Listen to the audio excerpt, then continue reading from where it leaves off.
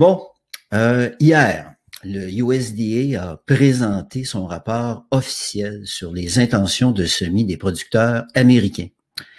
Le rapport en a surpris plusieurs, avec des intentions d'ensemencement bien moindres que prévu, et les marchés se sont emballés.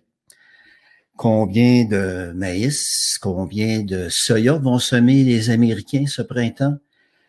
Quel est l'impact de ce qu'ils vont semer sur les prix du maïs et du soya? Et quelles sont les répercussions pour nous au Québec? Eh bien, c'est ce dont on va discuter ce matin avec notre expert en marché, Jean-Philippe Boucher. Mais avant d'aller plus loin, je me présente, mon nom est Yvon Thérien, je suis éditeur pour le Bulletin des agriculteurs et je vais être votre animateur ce matin. Donc, je vous explique rapidement le déroulement du webinaire.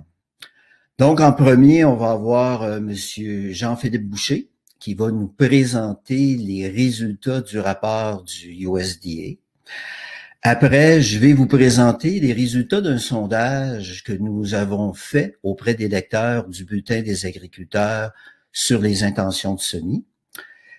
Et ça va être suivi d'une analyse des impacts de ces chiffres sur le cours du marché des grains. Et on termine, bien entendu, avec une période de questions. Je tiens à remercier nos commanditaires pour leur appui pour ce webinaire. Un gros merci à Syngenta, à G3, Semences Pride, Prograin, le réseau AgroCentre, Corteva, ainsi que Soyo et Grains du Québec. Fait que maintenant, je vais vous présenter notre conférencier.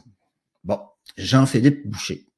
Donc, Jean-Philippe Boucher a étudié en agronomie à l'Université McGill et il possède une maîtrise en administration des affaires de l'Université Laval. Sa grande passion pour le marché boursier, l'économie et le domaine de la commercialisation des grains l'a amené à devenir consultant auprès des producteurs et des entreprises agricoles. Jean-Philippe a créé le site GrainWiz, qui est maintenant une référence au Québec pour le marché des grains. Et de plus, Jean-Philippe est le cofondateur et organisateur de la tournée des grandes cultures. Jean-Philippe, peux-tu activer ta caméra, s'il te plaît? Bon, je crois qu'il manque ton micro, Jean-Philippe. Prise 2. Bonjour tout le monde. Ah, bonjour Jean-Philippe. Est-ce qu'il neige à Québec ce matin? Oui, il neige et effectivement, c'est pas un poisson d'avril. Il neige quand même pas mal à Québec. Bon. Donc, Jean-Philippe, le USDA a publié hier vers midi son rapport annuel sur les intentions de semis des producteurs américains. Un rapport, je crois que ça a plus de 30 pages et que tu as analysé pour nous présenter les faits saillants, puis aussi réfléchir sur les implications pour le Québec. Fait que Jean-Philippe, je te cède le micro et puis on écoute ton analyse du rapport du USDA. Je vais commencer sans plus tarder. Première chose, si ça avait été présenté aujourd'hui, ce rapport-là, je pense que ça aurait pu être perçu comme un poisson d'avril, mais non, c'est pas un poisson d'avril, c'est toute une surprise qui nous a attendu, qui nous a été présentée finalement hier avec les rapports du USDA. On a eu 2 rapports. Je vais m'attarder plus sur le rapport sur les ensemencements, évidemment. Par contre, je vais quand même glisser une petite parenthèse rapidement aussi sur le rapport sur les stocks américains au 1er mars. Donc, on va commencer sans plus tarder. Comme à l'habitude, il y a toujours beaucoup de choses à voir dans les marchés, donc je ne vais pas tarder trop. Donc, ce fameux rapport sur les ensemencements américains, que dit-il? Bien, essentiellement, il faut se remettre en contexte. On a eu le rapport, pas le rapport, mais en fait le Ag Outlook Forum en février dernier du USDA, où là, c'était des projections statistiques et économiques, si on veut, de qu'est-ce que peuvent être les ensemencements cette année. Vous avez les chiffres juste ici. Donc, 92 pour le maïs, 90 pour le soya, 45 pour le blé. Ceci dit, ça, on le savait, c'était quand même très théorique. Par contre, par la suite, évidemment, toutes les firmes d'analyse ont fait des sondages eux-mêmes auprès des producteurs. Ils n'ont pas attendu nécessairement que le USDA présente ces résultats. Donc là, on avait plusieurs anticipations des marchés. Vous voyez très bien, la moyenne des anticipations nous disait, exemple, que dans le maïs, c'était 93,2 millions d'arcs qu'on devait s'attendre à avoir possiblement comme intention d'ensemencement, 90 dans le soya et 45 pardon, dans le blé. Donc là, vous voyez, et c'est pas la première fois, je vous dirais, ça, c'est une des choses qui est difficile à gager depuis un moment. Je vous dirais, depuis un an, le USDA a une propension à présenter des résultats qui vont quand même souvent à l'encontre, bien, pas nécessairement à l'encontre, mais qui sont en dehors, on va le dire, ou très loin des attentes des marchés. Donc, vous le voyez ici, c'est encore le cas. Donc, dans le fond, les ensemencements, les intentions d'ensemencement, pardon, sont prévues à 91,14 millions d'acres pour le maïs, 87,6 pour le soya. Donc, c'est quand même pas mal moins que ce qu'on prévoyait. Puis 46,36 pour le blé, donc plus de blé. Donc, évidemment, ben, les marchés ont fortement réagi à ça. On va en reparler un petit peu plus loin. Donc, pour vous situer un peu qu'est-ce qui s'est passé avec le rapport de hier, ben, ici, le graphique vous illustre simplement l'importance de la bulle représente le total des superficies de cette culture-là. Donc, on voit que le soya est évidemment une culture importante aux États-Unis. Juste derrière, là, un petit peu caché, mais quand même, on le voit bien. Le maïs aussi, donc les superficies en maïs, les superficies en blé. Donc, on voit juste ici que dans le fond, on a une hausse de 0,4 dans le maïs, ce qui est moins que ce qu'on pensait. On a beaucoup plus de blé qui a été semé et on n'a pas eu autant non plus de soya de semé qu'en ce qu'on pensait. Puis là, je corrige le tir, pas semé nécessairement, ce sont vraiment des intentions d'ensemencement. Et sinon, ben là, vous avez l'ensemble des autres cultures. Ici, ça se trouve être le pourcentage, dans le fond, de variation annuelle. Donc, vous voyez, tout ce qui est en rouge, c'est un recul. Tout ce qui est en brun, on va dire brun-beige, c'est des hausses. Donc, on comprend un peu plus qu'est-ce qui s'est passé hier. Au final, ben, finalement, un peu moins de soya, même si c'est à la hausse que prévu, un peu moins de maïs, même si c'est à la hausse, mais quand même pas mal plus de blé, plus de sorgho aussi, entre autres, un peu moins de coton. Donc, ça, ce sont les chiffres qu'on a eu hier. Si on regarde ça sur une autre perspective, ben, vous voyez, dans le cas du maïs, on s'attendait à avoir près des sommets des dernières années. On est quand même assez loin de là. On est quand même à un niveau d'ensemencement élevé, mais rien d'extraordinaire. Il en aurait fallu plus. Dans le cas du soya, ben, vous le voyez aussi, c'est un peu la même chose. On s'attendait à avoir possiblement un record d'ensemencement dans le soya. On est loin du compte. On est quand même élevé, mais pas autant qu'on le pensait. Vraiment, c'est le blé, lui, qui a pris les devants à son plus haut depuis 2018. Là, j'apporte une grosse nuance par rapport à ces chiffres-là aussi, puis c'est pour ça que je vous ai mis ce graphique-là. Il faut vraiment faire attention avec les chiffres qu'on a eu hier. Ce sont des intentions d'ensemencement. Ça veut dire quoi? Ça veut dire que dans le fond, comment ces chiffres-là sont recueillis, c'est que c'est un sondage que fait au début mars le USDA auprès des producteurs agricoles et à la fin mars, ben, il divulgue les résultats. Donc, ce sont vraiment des intentions et non des ensemencements réels. Confirmé. Donc, il faut quand même faire attention. Ça peut encore changer, vous le savez aussi bien que moi. Si, exemple, le début de saison va très bien aux États-Unis, entre autres, on dit souvent que les producteurs américains pourraient semer finalement un petit peu plus de maïs, pourraient forcer sur le maïs un peu plus et un petit peu moins d'ancrage en soya. Ceci dit, le graphique que vous avez ici vous présente un petit peu les intentions qu'on a à la fin mars depuis 2010 versus le résultat final d'ensemencement. Donc, on voit très bien, là, vous le voyez à quelques reprises dans le fond, dans le maïs en orange. Le USDA a eu une propension à surévaluer un petit peu les superficies en maïs et sous-évaluer un petit peu les superficies en soya, si on prend les moyennes, évidemment. Surévaluer aussi les superficies en blé. Donc, à partir de là, on comprend un peu d'ailleurs la réaction des marchés hier. Premièrement, les chiffres ont été choquants. On s'attendait pas à avoir, on s'attendait à avoir des hausses un petit peu plus importantes que ça, maïs et soya. Mais dans le cas du maïs, en plus, ben, on sait qu'il y a une propension à ce que ça soit encore un peu plus faible que ça au fil des années. Donc là, évidemment, vous avez vu le marché du maïs hier, limite up, donc la limite journalière à la hausse qui est permise à Chicago. Même chose dans le soya, pour deux raisons différentes. Dans le cas du soya, c'est parce qu'on sait déjà qu'on est très serré, donc évidemment, ça ne prenait plus d'ancrage que ça. Maintenant, si on décortique plus en profondeur, en fait, la conséquence qu'auraient ces intentions d'ensemencement-là, donc, ce que j'ai fait simplement, c'est que ce que je fais régulièrement, c'est que je prends les chiffres qu'on a et à partir de là, on plug ça, si vous me permettez l'expression, dans une projection de bilan qu'on pourrait avoir. Et à partir de là, ça nous permet un peu mieux de nous situer. Donc, Dans le cas du maïs, ce que j'ai fait, j'ai simplement pris le pire rendement qu'on a eu au cours des 5 dernières années, 167,5 boisseaux à l'acre, et un rendement record. Donc ça n'a jamais été atteint, mais on a déjà été pas loin de l'atteindre. Donc un rendement record possible cette année dans le maïs. Donc en combinant ces deux rendements-là et les superficies qu'on a à l'heure actuelle comme intention d'ensemencement, ben, vous le voyez, il y a quand même une certaine possibilité que la récolte soit un peu moins importante que l'an dernier. Par contre, on s'entend, c'est quand même une probabilité qui est assez faible pour l'heure actuelle. Il va falloir qu'il y ait des gros problèmes météo. On le sait, par exemple, l'an dernier, on a eu le derecho. Après ça, on a eu des sécheresses aussi à Iowa, Illinois, un petit peu plus tard en saison, au mois d'août. Donc, et on s'en est quand même bien sorti. On n'a pas eu des rendements si mauvais que ça. Donc, ce scénario-là est quand même relativement peu plausible à l'heure actuelle.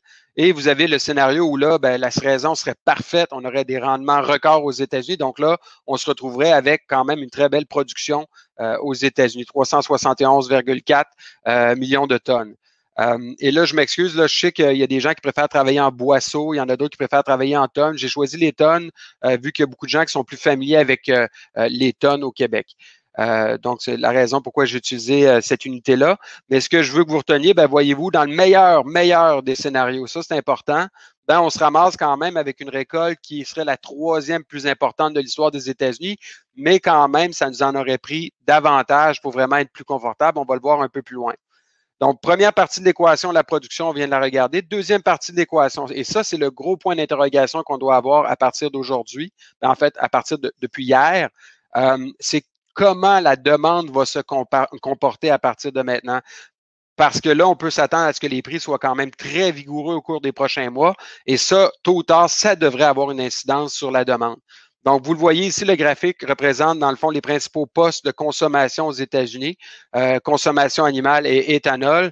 Là, ce sont les chiffres que j'ai utilisés. Donc, demande neutre à baissière. Parce que force est de reconnaître que jusqu'à présent, on a quand même eu une bonne hausse des prix depuis les crues qu'on a eues à l'été dernier. Et malgré ça, la demande est quand même restée au rendez-vous. Donc, on ne peut pas présupposer à l'heure actuelle que la demande va reculer tant que ça. Donc, soit sur le neutre à peut-être baissière un peu. OK?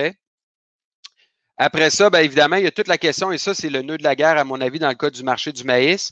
Vous le voyez très bien sur le graphique ici, ce qui nous a pris de court beaucoup dans la dernière année, ça a été évidemment la Chine qui a acheté en fou du maïs américain à partir de l'automne. Donc, vous voyez, là, on a eu, dans le fond, et ça, on ne l'avait vraiment pas vu venir encore une fois, là, à l'été dernier, on ne pensait pas que ça arriverait. Là, là vous voyez les fortes exportations américaines de maïs qui ont eu lieu cette année. Donc, est-ce que ça va se poursuivre l'année prochaine? Personnellement, j'ai un peu de difficulté à le croire à l'heure actuelle pour différentes raisons. De un, il a commencé à avoir de nouveaux cas de peste porcine africaine là-bas. Donc là, on commence à s'interroger sur la reprise de la reconstruction du cheptel, de la production porcine en Chine. Ça, c'est une chose. Et la deuxième, ça c'est sorti il y a 2 semaines. Le gouvernement chinois a dit aussi, là-bas, il faut se retenir que les prix ont déjà atteint des niveaux records. Il n'y a pas si longtemps que ça. Là, ils ont ralenti un petit peu, mais quand même, sont très, très, très élevés.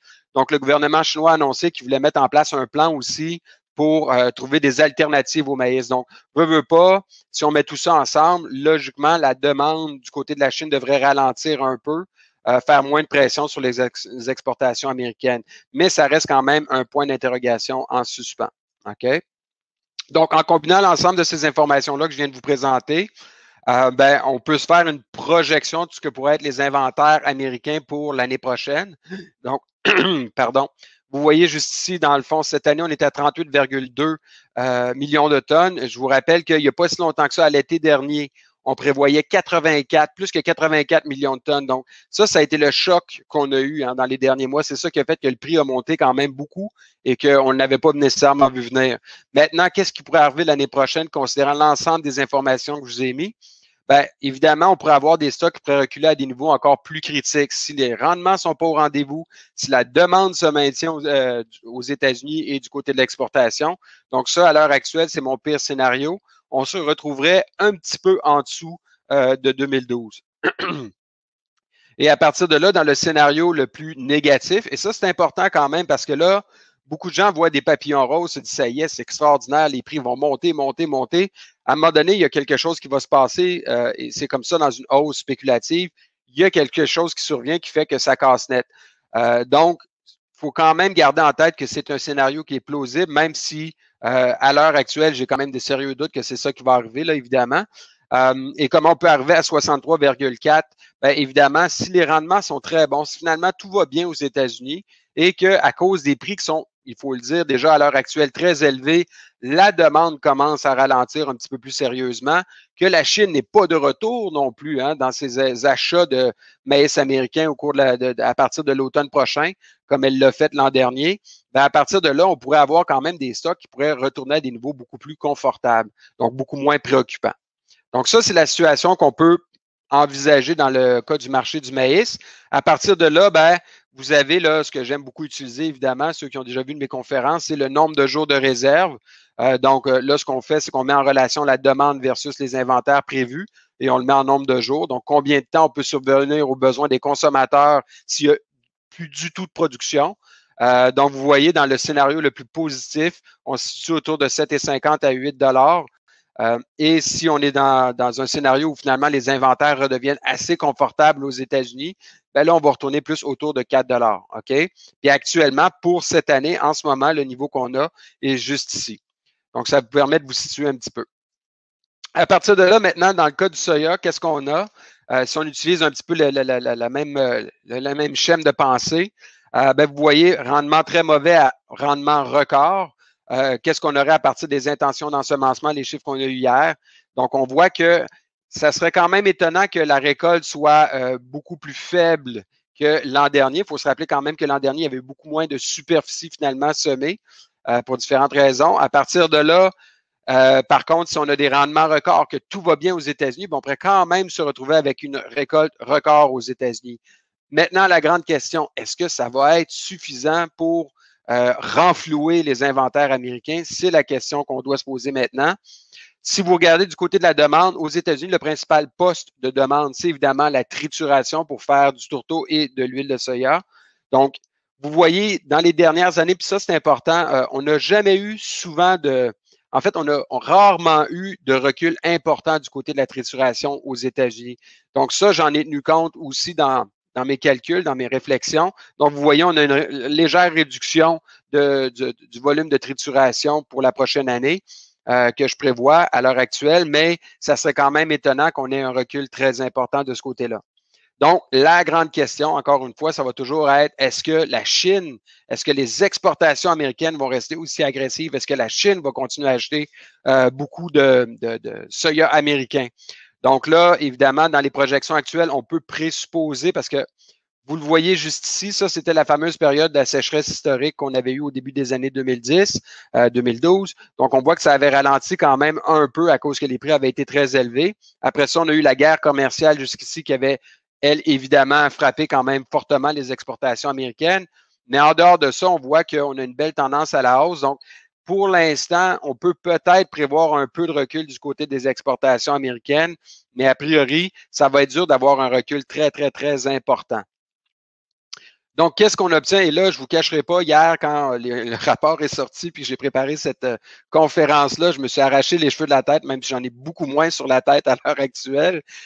Pourquoi? Parce que là, évidemment, quand on jongle, on essaie de voir c'est quoi, quel chiffre on pourrait retravailler. Puis le fait est que la seule solution que j'avais pour pouvoir avoir des stocks qui ne tombaient pas dans le négatif, c'est important de le dire, c'était que les États-Unis se mettent à importer beaucoup plus de soya. Donc, ça, c'est mon scénario qui est très, très, très positif, évidemment. Par contre, si évidemment les exportations américaines ralentissent, la trituration ralentit, puis on a une récolte record aux États-Unis, bien là, on pourrait se retrouver dans une situation où les inventaires américains vont retourner à un niveau plus confortable. Ceci dit, encore une fois, dans ce cas-ci, pour l'instant, j'ai beaucoup de difficulté à croire que ce soit possible. OK? Donc, comment on se retrouve à l'intérieur de ça maintenant dans notre nombre de jours de réserve pour le soya aux États-Unis? Bien, vous le voyez bien, on a quand même une fourchette. Premièrement, on oublie ça. Là, pour l'instant, le soya ne retournera jamais en bas de 10 $. En tout cas, moi, je ne le vois vraiment pas retourner en dessous de ça. Sinon, ben, vous voyez là, dans le très, très, très positif, la météo va mal aux États-Unis, les rendements ne sont pas là, les acheteurs restent agressifs dans leurs achats. La trituration continue à rouler bien aux États-Unis. Donc, scénario très positif. Ben, honnêtement, il n'y a rien qui empêche qu'on aille éventuellement à 18 $ le boisseau. Et dans un scénario plus négatif, où là, ben, évidemment, les rendements sont excellents aux États-Unis, la demande a ralenti, etc., ben, on pourrait se retourner plus vers 11 $ le boisseau. Petite parenthèse en terminant pour le rapport des stocks trimestriels aux États-Unis, donc les stocks qu'on avait au 1er mars de grains. C'est un rapport qui n'a pas fait tant de vagues que ça, mais il y a quand même quelques éléments que je note rapidement. Premièrement, ben, on a eu moins de consommation un petit peu au cours de la période de décembre à février que ce qu'envisageaient les marchés. Vous le voyez ici. Donc, des stocks un petit peu plus élevés du côté du soya, ce qui explique que le soya semble quand même un peu décevant, même s'il a monté beaucoup hier. Depuis ce temps-là, là, au cours de la nuit, puis ce matin, il semblait hésiter un petit peu plus. C'est un des éléments. Alors que dans le maïs puis dans le blé, ben, on voit que ça a été un petit peu plus fort qu'on le pensait du côté de la demande et des exportations. Donc, un écoulement des stocks un petit peu plus important que prévu. À partir de là, et ça, c'est important, là, on a regardé les intentions d'ensemencement aux États-Unis. À vol d'oiseau, on revient à la base, sincèrement. Précarité de l'offre, OK? Donc, c'est clair que là, en ce moment, avec ces intentions d'ensemencement-là, ça va être difficile d'avoir une grosse offre, une offre abondante. Donc, on a une précarité de l'offre qui est très claire.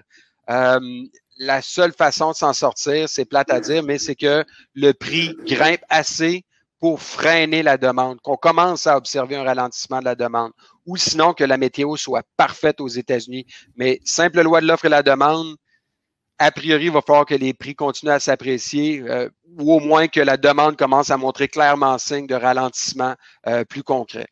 Donc, à partir de là, ça fait le tour pour les intentions d'ensemencement et les projections qu'on pourrait avoir pour la prochaine année pour l'instant. Je vais repasser le flambeau à Yvon pour que tu puisses nous parler un petit peu du sondage pour le Québec. Oui, merci Jean-Philippe. C'est un marché qui est réellement dynamique là, pour nous, pour les mois, les semaines, je devrais dire, qui s'en viennent. Et puis, donc, en gros, les Américains, je comprends bien, vont augmenter leur ensemencement de maïs de seulement 1% et 5% pour le soya. Mais qu'en est-il pour le Québec? C'est que pour répondre à cette question, nous avons réalisé un sondage auprès des lecteurs du Bulletin des agriculteurs. Donc, un sondage qui a comme objectif de mesurer les tendances. Donc, on a demandé à nos lecteurs s'ils pensaient semer plus ou moins de maïs ce printemps, plus ou moins de soya, et aussi on leur a demandé qu'est-ce qu'ils pensaient faire au niveau des céréales à paille. Donc, contrairement au rapport du USDA, notre sondage qu'on a fait interne, ça mesure pas les intentions en superficie, mais il mesure les tendances, c'est-à-dire le pourcentage de producteurs qui disent qu'ils vont en semer plus, pareil ou moins que l'année dernière. Donc, je vous présente les résultats. Je passe à la prochaine question. Donc, on a eu un total de 204 personnes qui ont participé au sondage, puis ils étaient répartis de la façon suivante là, à travers le Québec. Donc, on a eu des gens quand même d'à peu près toutes les régions du Québec et la grande majorité, d'à peu près 49%, là, étaient de la Montérégie. Donc, ça, c'est les gens qui ont répondu au sondage. Dans la question qu'on leur a posée, quelles sont vos intentions de semis ce printemps par rapport à l'an dernier? Et voilà ce qu'on a obtenu comme résultat. Pour le maïs, donc en vert, c'est la proportion de producteurs qui nous ont dit qu'ils vont en semer plus de maïs. Donc, 25% des producteurs nous ont dit qu'ils vont en semer plus ce printemps. En jaune, c'est ceux qui vont qui planifient semer la même superficie que l'année dernière, donc 57%, donc la majorité. Et finalement, en rouge, les gens qui nous ont dit qu'ils vont en semer moins que l'année dernière, donc 19% dans le cas du maïs. Donc, on peut voir que, grosso modo, pour le maïs, on peut s'attendre à des ancrages semblables, mais probablement aussi à la hausse par rapport à l'année passée. Donc, probablement qu'on va être peut-être dans les mêmes eaux que les Américains, mais on va en reparler plus en détail avec Jean-Philippe après. Ça, c'est pour le maïs. Mais pour le soya, par contre, c'est différent. Je vous montre ça. Pour le soya, regardez la section en vert. Donc, 40% des producteurs nous ont dit qu'ils vont semer plus de soya ce printemps. Donc, c'est beaucoup. En jaune, donc pareil, 49, puis seulement 11% nous ont dit moins. Donc, ça montre clairement que on va avoir une augmentation de soya qui est importante au Québec ce printemps. Et puis, on va en discuter encore une fois un peu plus en détail avec Jean-Philippe après ma présentation. OK. On en a profité aussi pour regarder au niveau des céréales à paille, comment que les gens planifiaient le printemps. Donc, voilà ce qu'on a obtenu comme résultat. Si je commence par le blé, bien, vous pouvez voir que c'est bien réparti dans les trois couleurs, là. Entre le vert, 24%, le rouge, 29%. Donc, 29 pour le rouge, c'est ceux qui prévoient semer moins. Donc, dans le blé, là, en gros, là, on peut s'attendre à moins de superficie cette année que l'année dernière. Si on regarde maintenant l'orge et l'avoine, on veut vraiment voir que c'est le rouge qui prédomine. Donc, on peut s'attendre à moins d'orge, principalement pour l'orge. 39% nous ont dit qu'ils étaient pour en semer moins. Et même chose aussi là, pour l'avoine, mais l'avoine, l'image est un petit peu moins claire parce qu'on a 34% plus, 34% moins, 31% plus et 34% pareil. Fait en gros, pour les céréales, là, le sondage qu'on a fait semble indiquer qu'on va avoir moins de céréales à paille, moins d'ensemencement de céréales à paille ce printemps. Fait que ce sont les résultats du sondage. Puis maintenant, j'aimerais en discuter avec Jean-Philippe. Jean-Philippe, si tu pourrais activer ta caméra, s'il te plaît. Et peut-être, Chantal, si tu pourrais enlever la présentation. Bon. Jean-Philippe, qu'en penses-tu de ces résultats-là pour le Québec? En fait, c'est assez conséquent avec ce qu'on entend depuis déjà un bon moment. Puis on va en parler. J'ai quand même retravaillé un petit peu ces chiffres-là, mais parce qu'il faut nuancer un petit peu. Là, ça se trouve à être simplement est-ce qu'on veut en semer plus ou moins? Donc, est-ce que la vraie question, c'est quelle quantité de plus va être semée? Parce qu'on peut vouloir dire OK, je vais en semer plus, mais de combien de plus? Ça peut être 1%, ça peut être 10%, ça peut être 50%. Donc, j'ai retravaillé un petit peu ces chiffres-là, mais c'est très conséquent avec ce qu'on observe, puis je pense que c'est très intéressant aussi parce qu'on va se le dire, là, le soya à l'heure actuelle, il est extraordinaire. Là, les prix qu'on a, autant en spot que même prochaine récolte et même récolte 2022, c'est des prix comme on en rêvait depuis des années. Donc, c'est tout à fait conséquent avec cette réalité-là. Ce que j'ai bien hâte de voir, c'est peut-être qu'on va quand même avoir des surprises du côté aussi du maïs. Le prix du maïs est quand même très, très, très intéressant à l'heure actuelle aussi, hein, on va se le dire. Puis évidemment, il peut y avoir plus de rendement dans le maïs, mais à prochaine récolte, le prix est quand même un petit peu moins intéressant, à mon avis, que celui du soya. Donc, peut-être que là, ça force encore du côté du soya. Donc, c'est un peu mon opinion à l'heure actuelle. Là. OK, ben, je te remercie. Maintenant, tu as d'autres slides que tu voulais nous présenter au niveau de l'analyse de tous ces chiffres-là, là, au niveau Absolument. des conséquences pour nous autres. Tu veux que je présente le tout? Oui, c'est ça. Et puis, juste pendant que tu t'actives ton partage d'écran, je vais juste rappeler à tout le monde qu'il y a une section questions à la droite de votre écran. Donc, posez vos questions, écrivez vos questions. Et puis, après la présentation de Jean-Philippe, on va animer une période de questions. Fait que, Jean-Philippe, je te cède la parole. Merci beaucoup, Yvon. Est-ce que on voit bien mes diapos? Oui, c'est beau. Parfait. Merci beaucoup. Donc, premièrement, là, j'ai pris, comme je l'ai expliqué il y a quelques instants, faut nuancer évidemment les chiffres qui ont été obtenus par le bulletin. Ça se trouve être un indicateur de tendance.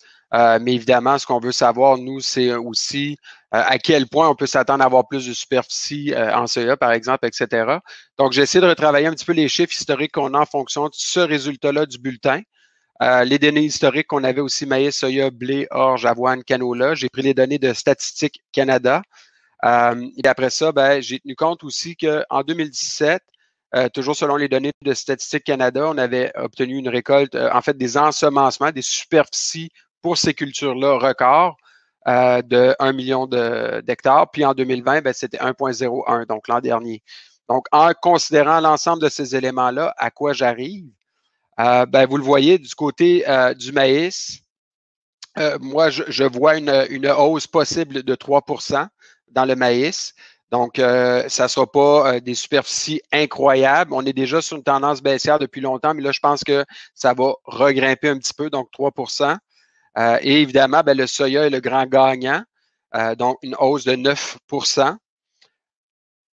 Et du côté des céréales et du blé, bien évidemment, c'est eux qui mangent le coup, ce qui est un peu conséquent avec ce qui a été observé par le sondage du bulletin. Donc, vous voyez, dans le blé, je vois une baisse de 7 Je pense qu'il y a beaucoup de producteurs qui ont été échaudés aussi l'an dernier par la saison qui a été difficile. Tu sais, j'ai parlé avec plusieurs producteurs, puis tu veux-tu faire du blé? Non, ça ne me tente pas bien, bien. Donc, je pense qu'il y a des producteurs qui ont été échaudés par le blé, évidemment. Puis les autres cultures aussi, je vois une baisse de 7 comment j'arrive encore une fois à ce pourcentage de baisse-là? Ça reste quand même assez théorique, là, on va se le dire, mais je tiens compte qu'il y a aussi un maximum de superficie qu'on peut semer. J'ai même augmenté un peu les superficies, mais pas tant que ça, parce qu'à un moment donné, c'est ça, il y a une limite. Donc, en tenant compte de ça, puis des données du bulletin, ben, j'arrive à ces chiffres-là. Puis, à partir de là, ben, un petit peu comme ce que j'ai fait avec le USDA, ben, on peut voir un peu où est-ce qu'on pourrait se situer. C'est sûr que là, il y a des gens qui vont dire ça te donne une méchante fourchette, c'est sûr. On est en début de saison, c'est des intentions d'ensemencement. Il y a tellement de choses qui peuvent se passer au cours des prochaines semaines, des prochains mois, que c'est dur d'arriver avec des chiffres très, très, très précis, mais ça peut vous donner un ordre de grandeur. Donc, dans les très mauvais rendements qu'on a obtenus au cours des dernières années, c'était en 2018, je pense que, puis ça, c'est en dessous même de ce rendement-là, 8,5. Le moins bon, c'était 2018 à 8,88 de mémoire tonnes à l'hectare. Donc, ça, c'est dans les moins bons rendements possibles. Et dans les meilleurs rendements, là, au-dessus des records qu'on a eus, ça serait 10,5. Donc, et la moyenne, ça, c'est selon la tendance. On a une tendance quand même linéaire à la hausse dans les rendements dans le maïs, grâce aussi à toutes les entreprises qui travaillent très fort pour aider les producteurs à être plus performants. Donc, on a quand même une moyenne de 10,1 tonnes, si tout va bien, à l'hectare. Donc, ça nous donne quoi comme récolte? Ça nous donne une fourchette de 3,3 à 4 millions de tonnes pour faire des chiffrons possibles de récolte. À partir de là, qu'est-ce qu'on peut envisager un petit peu? Surtout dans le cas du maïs, les autres marchés sont un peu différents, mais dans le cas du maïs, on sait que la consommation au Québec va jouer autour de 3,1 à 3,4, des fois un petit peu plus, des fois, je pense pas un petit peu moins, là, mais peut-être un petit peu plus à l'occasion. Donc, entre 3,1 à 3,4. Et là, par contre, si on rajoute ensuite les exportations, cette année, entre autres, et ça, il faut le retenir, c'est quelque chose que la demande a tellement été forte dans l'exportation. Ça a été vrai aux États-Unis, hein, on en a parlé tantôt, mais c'était vrai aussi au Québec. Il s'est exporté beaucoup, beaucoup de maïs. Les chiffres que j'avais, là, c'est autour de 1 demi-million, entre 1 demi-million et 1 million de tonnes, mais je pense pas 1 million. Mais tu sais, dans ce jeu-là, j'ai pas de chiffre exact en main à l'heure actuelle, mais ça nous permet de situer un peu où ce que pourrait être la consommation au cours de la prochaine année. Donc, dans le meilleur scénario, si les prix baissent beaucoup, peut-être que là, on pourrait avoir une consommation qui pourrait, en incluant les exportations, évidemment, qui pourrait avoisiner les 4 millions de tonnes, mais ça serait très surprenant, à mon avis, à moi. Je pense plus qu'on va se situer autour de 3,5 à 3,6, peut-être 3,7. Donc, dans ces eaux-là. Donc, si on regarde après ça avec les intentions d'ensemencement possibles qu'on a au Québec, ben, normalement, l'année prochaine, on devrait retourner en valeur d'exportation, c'est-à-dire qu'au lieu d'être en remplacement, ce qui est le cas cette année, on manque de maïs, donc il faut aller le chercher ailleurs. Là, l'année prochaine, il y a quand même des bonnes possibilités que tout se replace, donc que les bases se mettent à être un peu plus faibles plus tard. OK? Mais ça, évidemment, et c'est pour ça que je le mets en valeur, c'est si on a une bonne saison, encore une fois, si on en a une mauvaise, ça va être un autre scénario. Et si la demande à l'exportation est de retour aussi forte qu'elle l'a été à l'automne dernier. Dans le cas du soya, toujours avec le même principe, donc rendement très mauvais, 2,8 tonnes à l'hectare, rendement très bon, 3,3 tonnes à l'hectare. La tendance qui est quand même intéressante aussi à la hausse dans le soya, 3,2 tonnes à l'hectare, nous donnerait une récolte qui est soit décevante à 1,1 million de tonnes à 1,3 record, 1,3 million de tonnes. Et la mitoyen à 1,2, 1,3 millions de tonnes. Donc, on doit s'attendre à l'heure actuelle, à mon avis à moi, à moins qu'il y ait des gros problèmes météo, on risque d'avoir encore une très, très, très bonne récolte de soya cette année. Si on regarde du côté de la consommation joue autour de 450 à 550 millions de tonnes. Je me base sur les données de la monographie des grains au Québec, la dernière version qui est sortie. Puis après ça, bien évidemment, la balance, ce sont les exportations dans ce cas-ci. On est dans un marché d'exportation, évidemment. Donc là, ben, on va vider les stocks selon le contexte à l'exportation. Mais ça, c'est important ce que je vous dis. Dans le cas du maïs, oui, OK, on le sait, consommation, il y en a locale. Au Québec, il y a aussi de la consommation dans le soya, mais on dépend beaucoup du marché de l'exportation. Donc, il va falloir surveiller beaucoup la dynamique du marché de l'exportation au cours des prochains mois. C'est sûr que si ça reste aussi agressif, la Chine continue à acheter beaucoup de soya. Finalement, ben, les récoltes sont moins bonnes aux États-Unis, etc. Ben, on peut s'attendre à avoir encore de la pression à la hausse sur les bases dans le marché du soya, comme c'est le cas d'ailleurs depuis plusieurs mois. À partir de là, perspective pour les prix des grains en fonction de tout ce que je vous ai présenté. Premièrement, si on regarde du côté de Chicago, prochaine semaine, donc là, on parle là, maintenant jusqu'à, je vous dirais à peu près là, mois de mai, mi-mai, fin mai. À l'heure actuelle, je vais vous le présenter très rapidement tantôt. À l'heure actuelle, les prévisions météo s'annoncent quand même très, très intéressantes pour le début des ensemencements. Des conditions un petit peu plus chaudes avec, voyons, pas trop de précipitations. Donc, les ensemencements devraient être très rapides comme c'est parti là. Donc, ça pourrait faire pression sur les prix.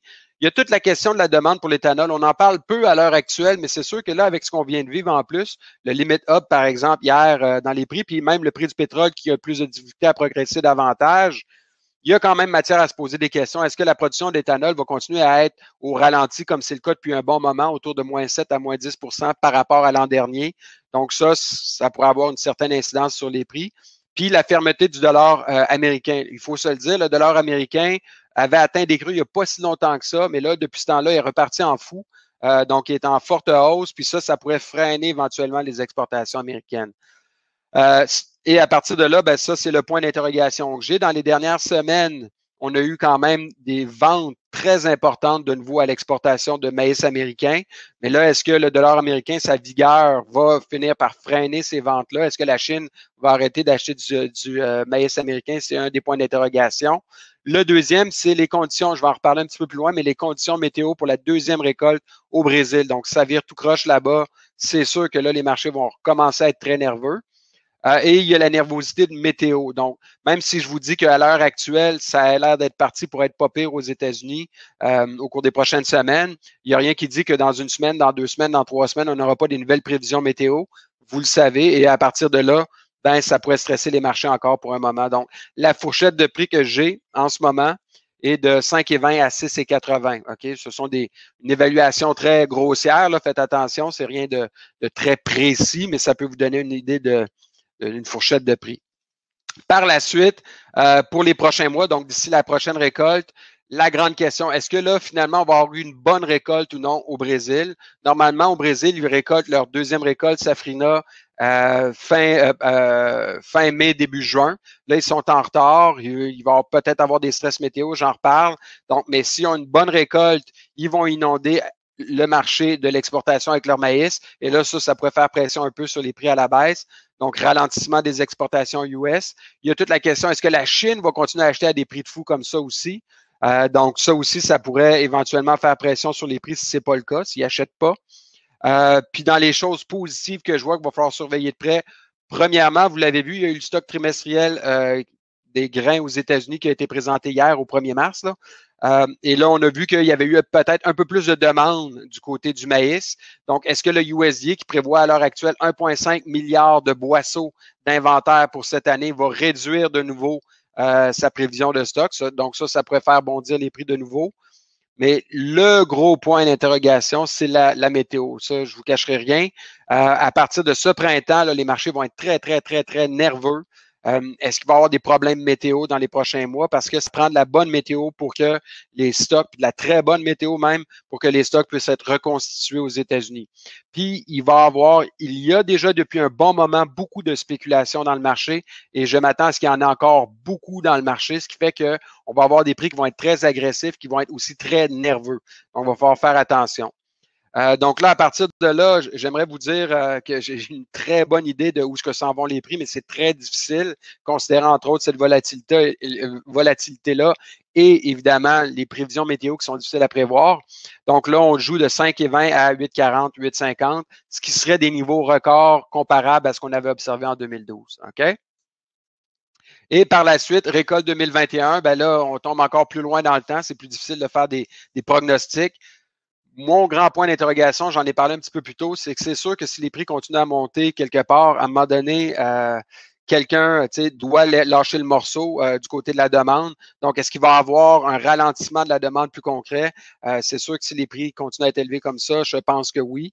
Après ça, puis ça, c'est un des éléments, on ne parle pas assez, à mon avis. On assume que la Chine, on n'a pas de chiffre de la Chine. Je n'ai parlé au rendez-vous végétal il y a quelques semaines, mais on n'a pas de vrais chiffres du côté de la Chine. À mon avis, la Chine bluffe complètement. Mais est-ce que là, la Chine a acheté assez de maïs américain pour avoir refait ses réserves, puis on va arriver à l'automne prochain, puis elle n'achètera plus autant qu'on le pensait de maïs américain? C'est un des gros points d'interrogation. Mais c'est une réalité qui pourrait survenir, donc il faut faire attention. Puis évidemment, il y a toute la question, est-ce qu'on va avoir une bonne ou une moins bonne récolte US cette année? Donc, à partir de là, la fourchette de prix qu'on a, 4,60 à 5,20, 6,80 à 7,50. Et là, si on combine l'ensemble des informations qu'on a, donc les données pour le Québec, les données du côté américain, qu'est-ce qu'on peut avoir comme projection de prix? C'est sûr qu'à court terme, dans ma lecture à moi, je vois très mal comment le prix du maïs au Québec d'ici la prochaine récolte va pouvoir connaître un recul important. Il y en a qui disent qu'il pourrait y avoir beaucoup de maïs qui va rentrer de l'Ontario, qui va rentrer des États-Unis. Mon opinion à moi, c'est que je pense pas que les producteurs là-bas sont plus fous que les producteurs au Québec. Si vous avez encore du maïs, il y a beaucoup de gens qui vont être tentés de freiner. Donc, j'ai comme l'impression que la valeur de remplacement pourrait quand même progresser davantage. Donc, je pense pas, je vois pas la base finalement reculer au Québec tant que ça. Et je m'attends à avoir des prix quand même assez solides, 2,97. Et évidemment, là, si on parle jusqu'au début du printemps, ben jusqu'à 3,57, on ne sait jamais si c'est très, très, très nerveux. Puis là, faites attention, ce sont des extrêmes. Je le dis. Pourquoi? Parce que là, les gens vont dire, ah, mais Jean-Philippe, tu avais dit qu'il monterait à 3,60. En plus, vous allez m'arrondir le 3,57 à 3,60. C'est pas ça. Ça, c'est un extrême pour l'instant dans ma tête à moi. Normalement, on va se situer plus entre les deux. On va le dire comme ça. OK? Après ça, ben, moyen terme, d'ici la récolte, ben là, tu sais, prix plancher, là, ça peut être un peu moins, 2,97, 2,90, mais je ne vois pas le prix, encore une fois, baisser beaucoup. Par contre, bien évidemment, là, puis au rendez-vous végétal, j'avais même parlé de 400 $ la tonne. Là, partez pas en peur avec ça. Encore une fois, OK, j'ai pas prétendu qu'elle allait monter à 400, pas du tout. Mais c'est sûr qu'on n'a pas le choix d'en tenir compte dans tous nos calculs, dans nos équations. C'est sûr que si la météo va très mal aux États-Unis, ça va être, même si les acheteurs freinent leurs achats, ça va être dur de freiner assez pour dire qu'on ne voit pas un prix qui penche vers le 400 éventuellement. Mais là, ça nous prendrait un scénario catastrophique, on va le dire comme ça. Et finalement, à très long terme, ben là, c'est sûr qu'avec les informations qu'on a aujourd'hui, c'est de plus en plus difficile de croire que le prix pourrait baisser à beaucoup moins de, je vous dirais, 210, 220, à moins qu'on ait une excellente récolte aux États-Unis puis une excellente récolte au Québec. Ça reste un scénario possible, mais il est très faible. Puis, sinon, je vous dirais 3,50, 3,40 reste pour l'instant des avenues possibles. OK? Maintenant, du côté du soya, rapidement. Du côté du soya, il y a plus d'éléments négatifs à court terme. Il faut faire attention. D'ailleurs, encore une fois, si vous regardez le comportement du marché à Chicago depuis hier, il a monté fortement, mais depuis ce temps-là, il semble hésiter un peu plus. Premièrement, les bonnes conditions météo de début de saison aux États-Unis devraient favoriser quand même des bons ensemencements, pourraient faire pression à la baisse. Deuxième chose, je vais vous montrer des graphiques rapidement tantôt, mais force est d'admettre que là, il n'y en a plus de soya aux États-Unis. Il y en a littéralement pratiquement plus. On parle qu'il va falloir qu'il en importe. mais ça a quand même déjà des répercussions. Du côté de la trituration aux États-Unis, on sent que ça commence à vouloir ralentir. Du côté des exportations américaines de soya aussi, c'est assez conséquent avec le fait qu'au Brésil, évidemment, ben là, ils sont entrés dans le marché d'exportation, mais force est d'admettre que les exportations, les ventes à l'exportation de soya aussi continuent à ralentir. Donc, il y a une vague, comme je le disais, de soya brésilien. Il y a un autre élément dont on parle peu, mais on en parle de plus en plus, c'est que le coût du transport maritime est très, très, très élevé présentement. Donc, non seulement le soya est très cher, mais en plus, si je suis un Chinois et que je veux acheter du soya des États-Unis, ben là, ça me coûte pas mal plus cher juste à cause du transport. Donc, ça peut freiner aussi. Puis ralentissement de la demande.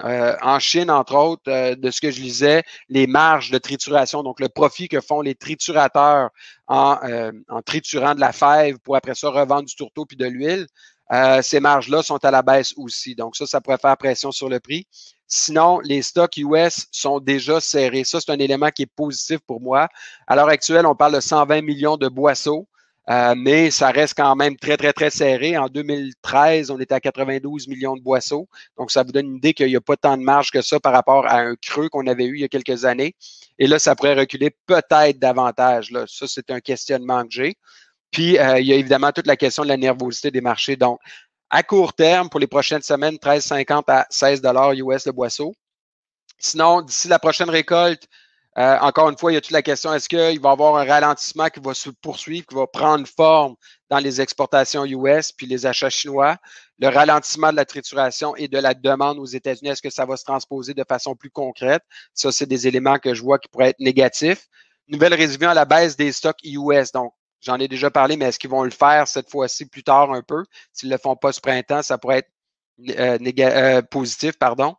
Et évidemment, ben, c'est comme dans le maïs. Toute la question, c'est est-ce qu'on va avoir de la bonne météo ou non. T'sais, considérant qu'on a des stocks déjà serrés, je n'ai pas besoin de vous dire que si la météo n'est pas là, qu'il n'y a pas des bons rendements, ben là, les marchés vont être foubraques, excusez l'expression, mais c'est ça. Donc là, à partir de là, ben, on peut aller de 13,50 à 10,80, 18 qui sont les niveaux records qu'on avait atteints il y a quelques années.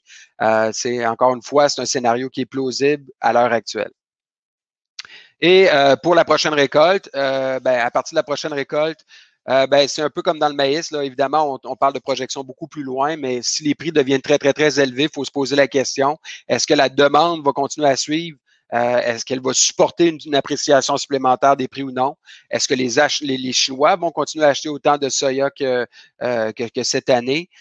Puis, est-ce qu'il va y avoir une bonne récolte aux États-Unis? Donc, en considérant l'ensemble de ces éléments-là, la fourchette de prix, on joue autour de 12,50 à 16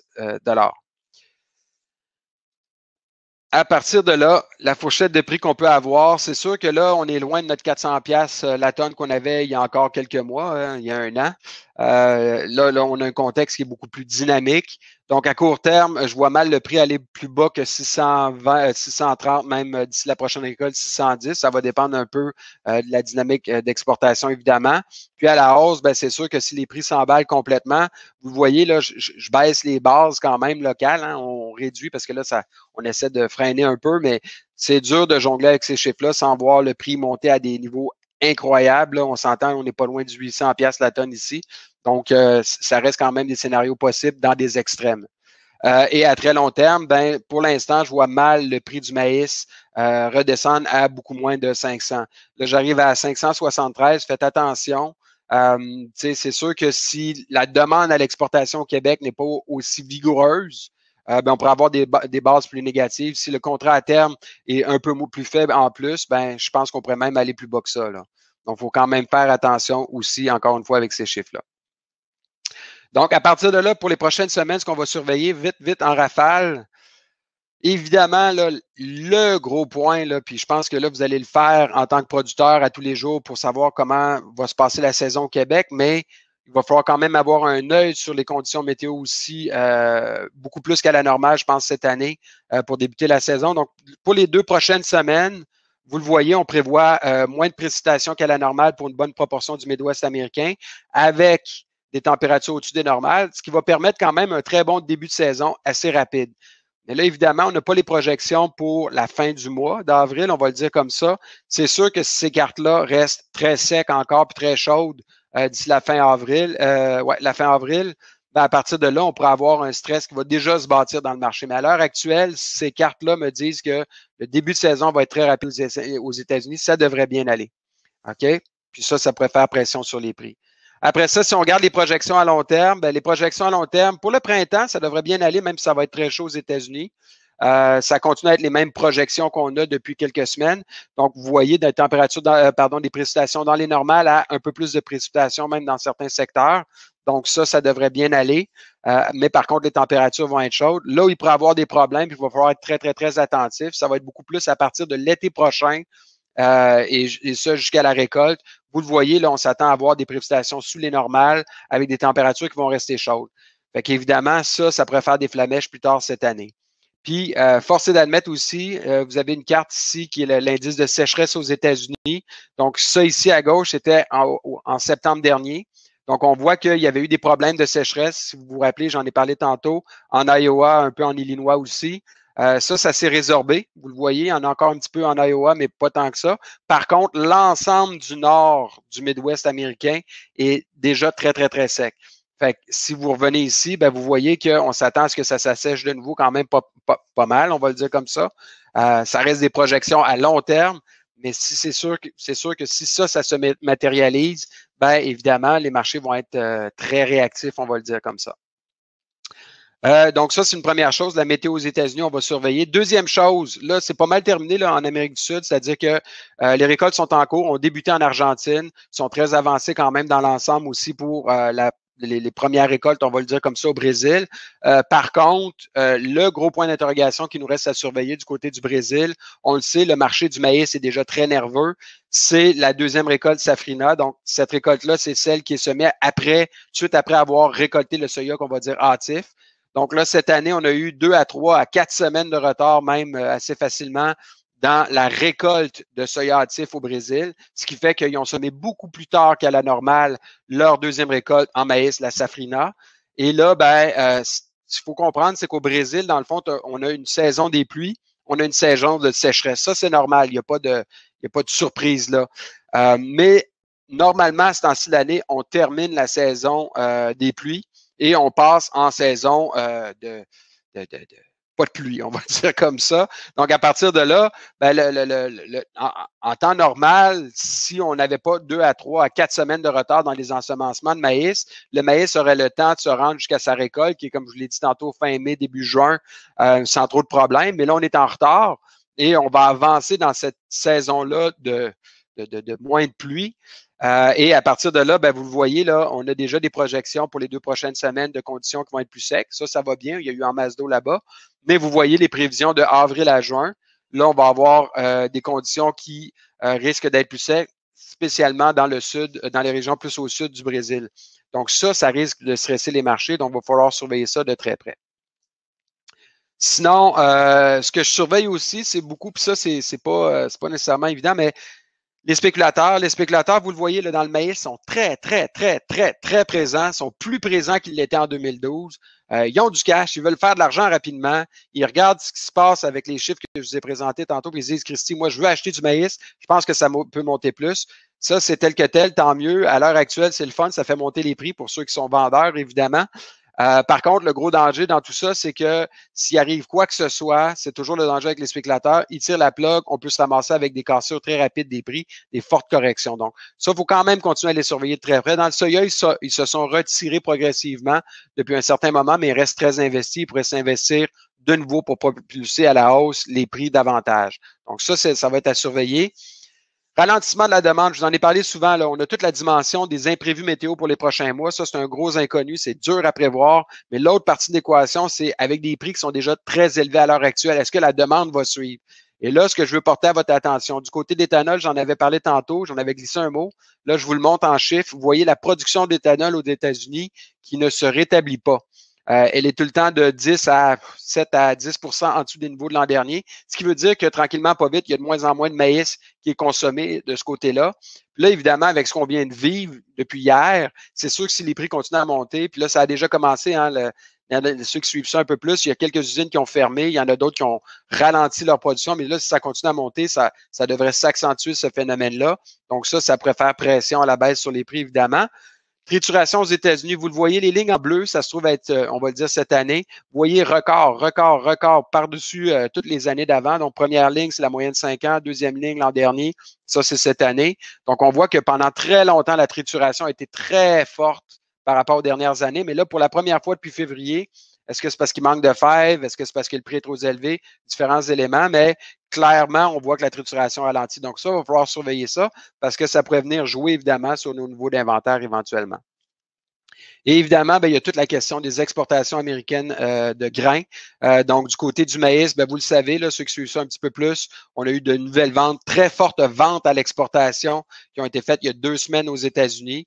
Donc là, est-ce que ça va continuer ou non? Ça, c'est le gros point d'interrogation dans le cas du maïs. Du côté du soya, vous voyez, ça continue à ralentir et on l'espère parce que il n'y en a pratiquement plus de soya aux États-Unis. Mais évidemment, s'il y a des nouvelles ventes surprises, là, ça pourrait refaire bondir les prix aussi. Donc, je termine avec stratégie, gestion de risque un petit peu. Dans les grains, en fait, je le dis ouvertement, par rapport à la dernière fois que j'ai parlé au rendez-vous végétal, je n'ai pas changé beaucoup ma commercialisation à l'heure actuelle. Pour l'ancienne récolte, donc la dernière récolte qu'on avait récoltée, puis là, je vous rappelle, ceux qui sont moins familiers, pré-récolte, ce sont des ventes avant la récolte, post-récolte, ce sont des ventes après la récolte. Donc, pré-récolte, évidemment, pour l'ancienne récolte, tout est terminé. Donc, en post-récolte, après la récolte, je suis à 75-95 de vendus dans le maïs, 80 à 100 dans le soya et dans le blé, évidemment, c'est terminé. Et prochaine récolte, pour le maïs, je joue autour de 25 à 35 ça peut dépendre, selon mes clients. Là, il y en a qui sont un petit peu plus, il y en a qui sont un petit peu moins. Évidemment, on module. Du côté du soya, 50 à 80 puis du côté du blé, 60 à 70 Et là, c'est important, je en avais parlé au rendez-vous végétal, mais je reviens avec ça. Vous avez des très, très bons prix quand même pour commencer votre commercialisation pour 2022.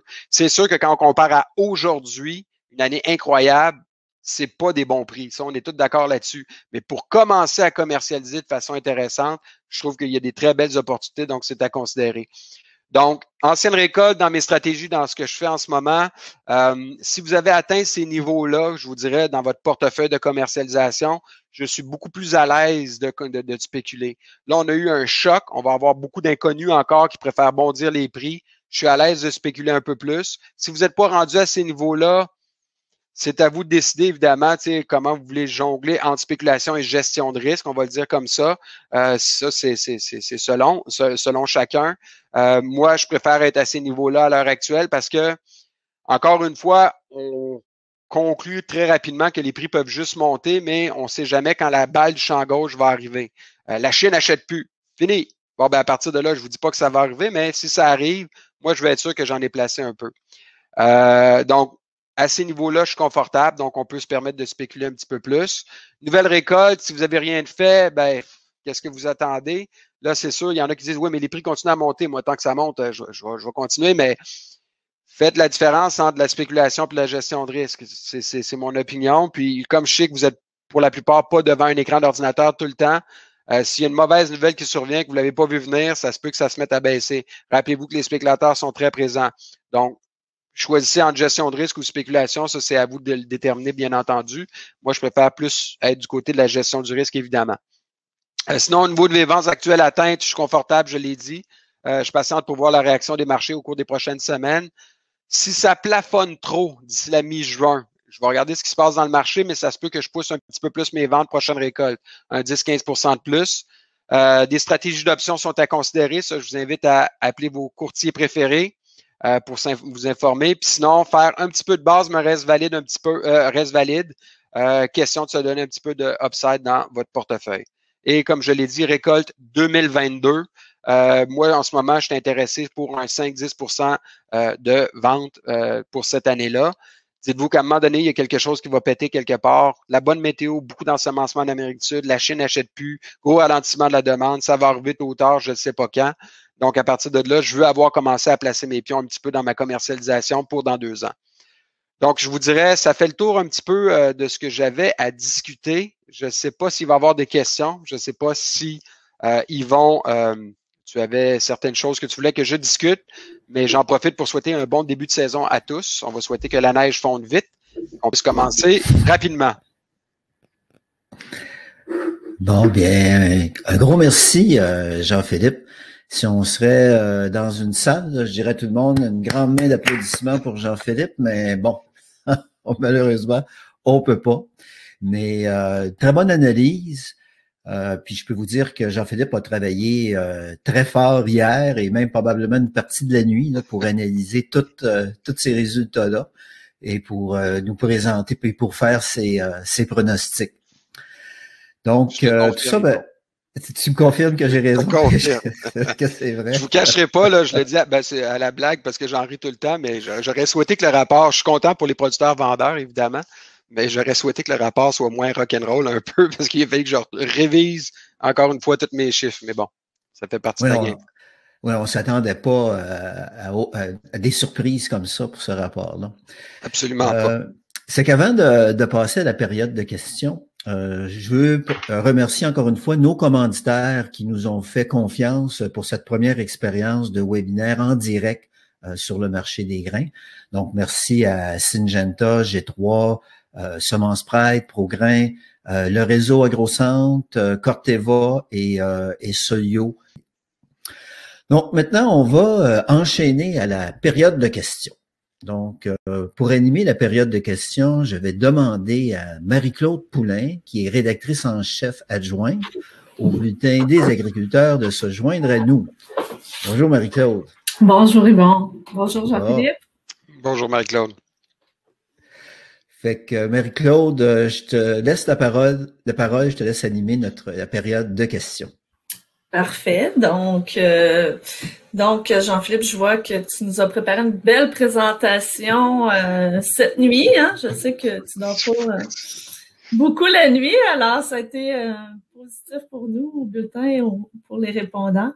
Donc, tu nous as parlé au début de surprises, de chiffres choquants quand tu as vu ce rapport sur les ensemencements-là américains. J'imagine que tu as eu des conversations avec tes contacts, là. Quelles ont été les réactions, justement? Est-ce que tu as déjà vu ça dans ta carrière jusqu'à présent, là, un rapport semblable? Je vous dirais depuis un an, on le voit souvent, parce que le USDA a fait quand même plusieurs surprises depuis un an. Là. Je pense entre autres au niveau des stocks trimestriels, septembre, décembre dernier, on avait quand même des stocks moins importants, entre autres du côté du maïs. Puis, même du côté d'autres chiffres, les intentions d'ensemencement, les rendements, tout ça. Le USDA a cette propension-là à surprendre, on dirait, depuis, je dirais, une bonne année, un bon 2 ans, avec des chiffres qui vont un peu à l'encontre de qu'est-ce qu'anticipent les marchés. Est-ce qu'on est rendu surpris à ce stade-ci? Non. Dans ce cas-ci, ça a été très positif, par contre. Là. Mais tu sais, là, la réaction des marchés, c'est plus où est-ce qu'on s'en va à partir de là. Vous avez vu la réaction des marchés, ceux qui ont suivi ça un petit peu hier, là. Les méthodes dans le maïs, les méthodes dans le soya. J'ai parlé à un paquet de monde, puis là, tout le monde s'arrache les cheveux un peu à dire où est-ce qu'on s'en va avec ça, ça n'a pas de bon sens. Puis force est d'admettre que les superficies qui ont été semées sont quand même pas mal moins importantes qu'on pensait. Fait que là, ça commence à faire de plus en plus pression sur les perspectives, là. On va le dire comme ça, de prix. Puis par rapport au sondage, je te posais la même question, là, ta réaction là, pour ce qui est prévu au Québec, là. Il n'y a pas vraiment de surprise non plus. Je vous dirais, non, c'est assez conséquent. J'ai parlé avec, évidemment, des vendeurs d'intrants, des conseillers. J'ai parlé avec un paquet de monde, puis tout le monde m'a pas mal confirmé que c'était effectivement le cas, qu'il allait semer plus. Il y avait eu plus de ventes de soya, il y avait plus de demandes pour le soya, puis qu'il y avait un désintérêt pour le blé, assez simplement. Donc, non, ces chiffres-là m'ont pas surpris tant que ça. C'est de voir après ça, par contre, comment ça va se concrétiser en chiffres. On va avoir des chiffres plus concrets de StatCan un petit peu plus tard. Là. Donc, ça va être très intéressant. D'ailleurs, dans tes chroniques que tu publies à chaque mois dans notre magazine, tu parles toujours à ce temps-ci de l'année de saisonnalité des prix. Est-ce que tu penses que cet aspect-là va faire une différence cette année aussi là, au niveau des prix des grains? C'est une très bonne question. Je suis toujours un petit peu embêté parce que là, depuis 2 ans, la saisonnalité ne marche plus. Depuis un an. Comme l'an dernier, ceux qui sont moins familiers, la saisonnalité, c'est que normalement, le maximum de stress dans le marché est au printemps. Donc, généralement, à Chicago, on observe des hausses quand même plus marquée normalement au printemps. Or, là, l'an dernier, on a eu une petite hausse, puis après ça s'est mis à baisser assez rapidement. Puis à l'été, ben, c'était très, très, très décevant. Mais c'est par après que ça s'est mis à décoller en fou. Donc là, la tendance saisonnière était vraie, mais pas tant que ça. Là où je me questionne beaucoup cette année, c'est qu'on a tellement des prix déjà élevés. Est-ce qu'il va y avoir encore plus de nervosité? Je pense que oui, mais est-ce que si le début de saison est parfait, on pourrait aller quand même chercher beaucoup plus? Je ne sais pas. Je suis bien embêté sur la saisonnalité des prix à l'heure actuelle. Puis ça, c'est important. Normalement, on base beaucoup de stratégies sur la saisonnalité, puis là, c'est beaucoup plus difficile cette année considérant le contexte qu'on a. Donc, il faut faire attention à ça, évidemment. OK. Tu as parlé qui dit prix élevé, dit souvent demande qui ralentit. Tu en as parlé un petit peu qu'on peut pas vraiment présumer encore d'une baisse de la demande, mais toi, t'en penses quoi, là, personnellement? Ben, je me suis fait poser la question par un paquet de monde qui m'appelle, puis là, t'en penses quoi? Ça n'a pas de bon sens, les prix. Tu sais, je pense aux producteurs de porc, aux producteurs de bœuf, aux producteurs de poulet, tu sais, tout le monde, là, ça n'a plus de bon sens. Tu sais, du maïs à 350$, c'est pas viable. Fait qu'évidemment, tout le monde se pose la question, mais c'est forcé d'admettre qu'à l'heure actuelle, à court terme, personne n'a nécessairement lâché le morceau tant que ça. Mais c'est sûr que si ça continue à un moment donné, ben, oui, on va avoir un ralentissement de la demande, comme on l'avait observé d'ailleurs en 2012. Là. Fait que c'est sûr que tôt ou tard, ça va se matérialiser. Et une de mes inquiétudes, pour ceux qui sont très, très, très optimistes, c'est qu'évidemment, la demande, c'est pas comme la météo puis la production. La production, c'est très réactif d'une certaine manière. La demande, ça prend plus de temps. C'est-à-dire que là, tu mets des prix élevés, tu mets des prix élevés, puis il y en a un premier qui lâche, puis il y en a un deuxième qui lâche. Donc, si tout ça se conjugue, que finalement, on a des bons rendements, puis que la demande a commencé à ralentir, ben finalement, les stocks, on va peut-être se réveiller le même matin. Ça faisait partie de l'équation que j'avais, là, que j'ai présentée. On va peut-être se réveiller le même matin en disant, ben sais-tu, finalement, les stocks sont pas si pires que ça. C'est là un des dangers qu'on a. Puis encore une fois, si la Chine n'achète pas en plus, parce que là, on présume beaucoup que la demande va être encore très forte de la Chine, puis je dis pas que ça sera pas le cas. C'est dur de le savoir, mais si la Chine décide qu'elle ralentit pas mal ses achats, ben on pourrait se ramasser avec des méchantes surprises tantôt, là.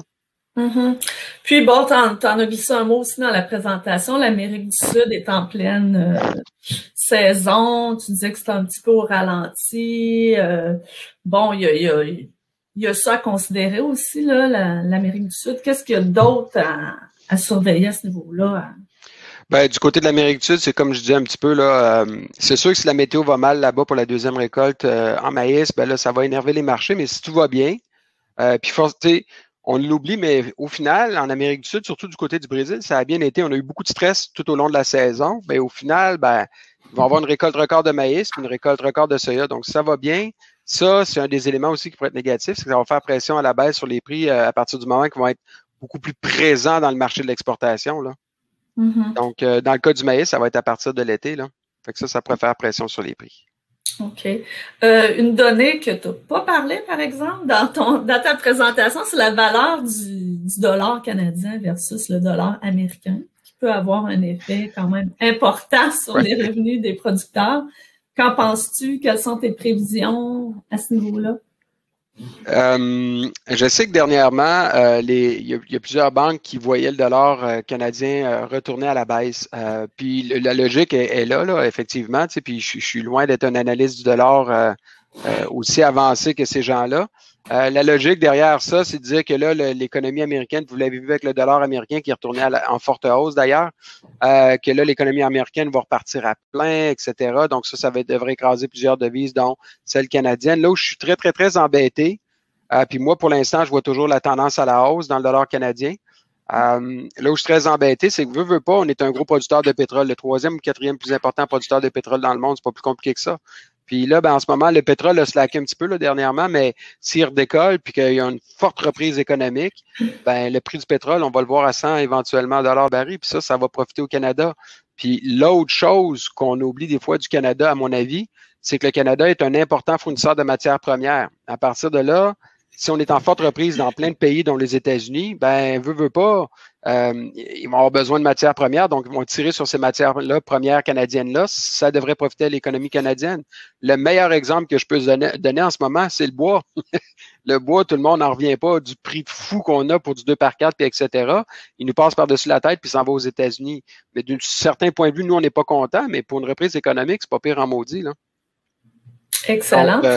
C'est un peu ça. Le dollar canadien, pour l'instant, je le vois toujours à la hausse, là. D'accord. Donc, Jean-Philippe, tu nous as bombardé de beaux graphiques, de chiffres. Les gens sont en train de digérer ça, j'imagine, parce que j'ai pas de questions pour toi vraiment dans le chat. À part que, bon, je sais pas si tu sais le nombre de personnes qui ont répondu au sondage du bulletin. Peut-être Yvon pourrait le dire tout à l'heure. J'ai quelqu'un qui voulait savoir, bon, tu en as glissé un mot, est-ce qu'on peut faire un lien entre les intentions d'ensemencement avec le prix du marché du bœuf? Tu sais, les producteurs, les éleveurs, évidemment, regardent aussi ces chiffres-là, là, avec intérêt. Ben là, c'est une question super intéressante parce que justement, hier, une des premières réactions que j'ai vues des commentaires, c'était au niveau des veaux. Tu sais, là, c'est sûr que là, avec le prix du maïs qui continue à grimper, ben, ça a un lien direct avec les veaux qui, là, ça va coûter plus cher faire du veau, là. Fait qu'à partir de là, ben ça a eu un impact, puis ça va avoir un impact aussi sur les producteurs de bœuf, c'est sûr et certain qu'il va falloir qu'ils achètent leur veau à plus cher. Là où je suis très embêté dans ces marchés-là, c'est qu'en ce moment, on parle quand même d'inflation sur plusieurs produits. On le voit très bien dans le porc. En ce moment, le porc est en train de monter en flèche. Les prix des découpes du porc sont très, très, très, très fortes. Là, je ne l'ai pas regardé depuis le début de la semaine, ça a peut-être changé, mais depuis plusieurs semaines. Puis ça devrait profiter aussi aux découpes du côté du bœuf. Donc, si cette demande-là pour la viande est très forte, il devrait être en mesure de suivre éventuellement, même si les prix des grains sont élevés. Mais il faut qu'il y ait cette hausse-là qui se transpose. Du côté du bœuf, en ce moment, force est d'admettre que ça a été assez décevant jusqu'à présent. Là. Les prix du bœuf n'ont pas monté tant que ça pour le moment. Là. Fait que si ça continue à monter comme ça, ben, on va avoir des problèmes avec le bœuf. Là. Ben, merci beaucoup, Jean-Philippe. Ouais. C'est toutes les questions que j'avais pour toi. Moi, j'en ai une, là. J'en ai une pour moi? Ou... Non. J'ai Sylvain Payan que je vois qui pose la question impact de la COVID. Impact de la COVID, c'en est quand même une très, très, très bonne question. Le problème avec la COVID, c'est quand est-ce que ça va finir. Je veux dire, on s'attendait tous un petit peu à ce que les vaccins nous permettent de retrouver une vie normale. Puis là, force est d'admettre qu'on rentre dans une troisième vague. Partout en Europe, ils sont en train de se confiner en fou. Fait que ça freine la reprise économique. Là, au Québec, on est bien parti pour ça aussi. Moi, je suis de Québec, donc je suis un des pires contaminés en ce moment sur la planète. Donc ça, tu sais, ça aussi, ça vient freiner la reprise économique. Donc, le plus gros inquiétude que j'ai de la COVID, c'est ça, c'est si l'économie ne redécolle pas aussi vite, est-ce que ça peut avoir un impact sur les prix des grains? Éventuellement, je pense que oui, là. Sur les marchés financiers aussi, là. Ouais. Fait que voilà. C'est une bonne Merci, question. Merci, M. Payan. Yvon, est-ce que tu as la réponse aussi au niveau du nombre de participants au sondage? Oui, c'est 204 personnes qui ont participé au sondage. D'accord. Ben, merci vous deux. Bon, bien, merci Jean-Philippe. Merci Marie-Claude pour avoir cette période de questions. C'est très éclairant. Donc, là-dessus, bien, se termine notre webinaire sur les intentions de semis 2021. J'espère que les informations que nous vous avons présentées vont vous être utiles pour la mise en marché de vos grains dans les mois à venir. Bientôt, vous allez être dans le champ, probablement dans quelques semaines, on va débuter les semis. Et ça regarde bien quand même pour un printemps hâtif. Peut-être pas ce matin, là, mais je pense que ça va changer vite là, dans quelques semaines. Donc, je vous souhaite une belle saison de semis. Un peu de pluie, mais pas trop, de la chaleur. Et puis, surtout, n'oubliez pas de faire attention à vous. Fait que là-dessus, je vous dis au revoir, à la prochaine, au nom de toute l'équipe du Bulletin des agriculteurs. Au revoir.